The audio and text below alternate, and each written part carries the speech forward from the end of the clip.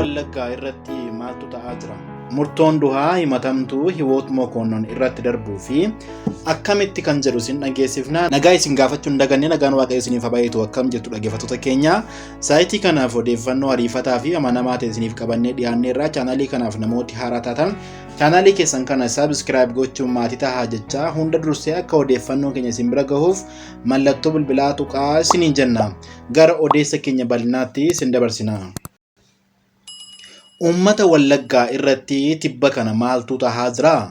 Gidduu kana akkuma beekamu lubbuun namoota hedduu haala sukkanneessaa fi sodaachisaa taheen darbaa jiraachuu miidiyaaleen hedduu gabaasaa jiru. BBC'n akka gabaasetti haleellaan qaamolee hidhatan tibbana aanota godina Wallagga Bahaa, aanaa Giddaa Ayyaanaa fi aanaa Kiramuutti raawwataniin rakkoo jabaaf saaxilamuu jiraattonnii fi qondaaltonni bakkeewwan kanaa BBC'tti himaniiru. Akka BBC'n odeeffatetti haleellaan tibbanaan lubbuun darbeera. Kumaatamaanis kan lakkaa'aman immoo qe'ee irraa buqqa'anii jiru. Hawaasni lamaan bakkeewwan kanaan BBC'n dubbise akka jedhanitti birmannaan akka isaan barbaachisee jirus dubbataniiru. Haleellaa raawwatameen rakkoon hamaaf uummata saaxilus mootummaan naannoo fi mootummaan federaalaa dhimma kana irratti homaa waan dubbatan hin qabani.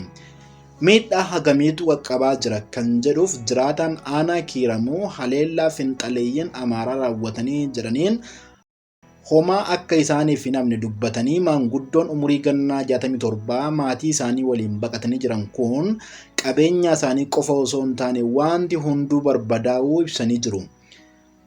Homaa nuuf hin hafne, lubbuu namaa hedduu dhabne, qabeenya keenya guutummaatti barbadaa'eera. Tajaajilli fayyaa, namni barumsi, barsiisaan, barataa homtuu bakka isaanii hin jiran. Nuti baqannee hurufa keessa mataa dhuunfannee jirra jechuun bakka dhokatanii jiranii dubbataniiru. Haleellaan kun akka lakkoofsa Itoophiyaatti sadaasa bultii 9 bara 2014 eegaluu kan himan jiraataan kun ergasii nyaataaf dhugaatii malee akka jiran himanii lubbuun keenya dhabuu caalaa namummaa keenyas dhabneerraa jedhanii dubbataniiru. Haleellaa kanaan uummati hedduun dhumeera. Humni addaa mootummaa, abbaan seeraa, hojjettoonni mootummaallee dhumaniiru. Manni murtii, buufati fayyaa, waajjiraaleen mootummaa kanneen kana fakkaatanillee barbadaaniiru. Aanaan kun qullaatti afteetti jedhanii jiru. Haleellaan akkanaa erga eegalee waggaa 2 caaluu kan himan namni kun kan ammaa kun akkan sukkanneessaa ta'uu eeranii amma namni hedduun dhumeera, mootummaan warra irraa hafeef akka dhaqqabuu gaafannaa jedhanii dubbataniiru. Yoo nuuf ta'uu baatellee dhalootaaf nu qaqqaba. Kanneen baqatan keessaa dubartootni garaatti baatan hedduun akka jiranillee dubbataa. Kanneen reefuu da'anis jiru. Kunneen harkaa daa'imman dhumaa jiru. Sanyiitu lafarraa nu badaa jira jechuun yaaddoo qaban ibsataniiru. Egaa dhaggeeffattoota keenyaa inni immoo namaaf kan hin danda'amne Waaqayyoof ni danda'ama jedhee deebiseefi. Luqaas boqonnaa 18 lakkoofsa 27 irraa akkuma jedhu nutis waan nutti ulfaate kana Waaqayyotti dabarsinee nageenyi biyya keenyaaf akka dhufuuf Waaqayyoon haa kadhannu lafa jirrutti jennee dhaamsa keenya dabarsina. Dhaggeeffattoota keenya namooti gidduutti gara chaanalii keenyaa dhuftan baga nagaan dhuftan jecha chaanalii keessan kana odeeffannoo kiristaanummaa wal qabatan maddeen amansiisaa irra yeroo yerootti waan isiniif dhiyeessuuf subscribe gochuun mallattoo bilbilaa banaa godhaa isiniin jenna odeeffannoon dursee akkasiin qaqqabuuf. Like gochuu hin dagatina jecha odeeffannoo xumura irratti argannuun ijoollota 2 haala sukkanneessaan kan ajjeeste murtoon du'aa itti murtaa'uun dhaga'ame.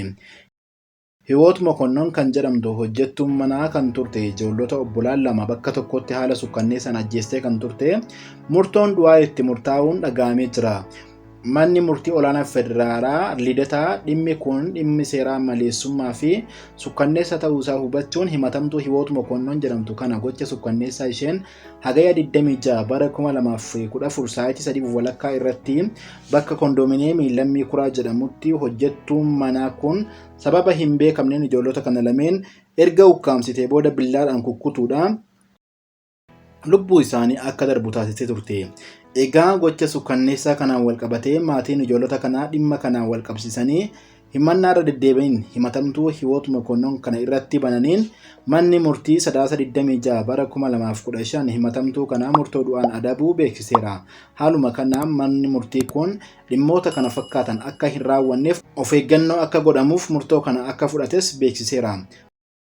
Maddi odeeffannoo keenyaa Tikvaa Itoophiyaa fi gaazexeessaa Taariq Addunyaadha.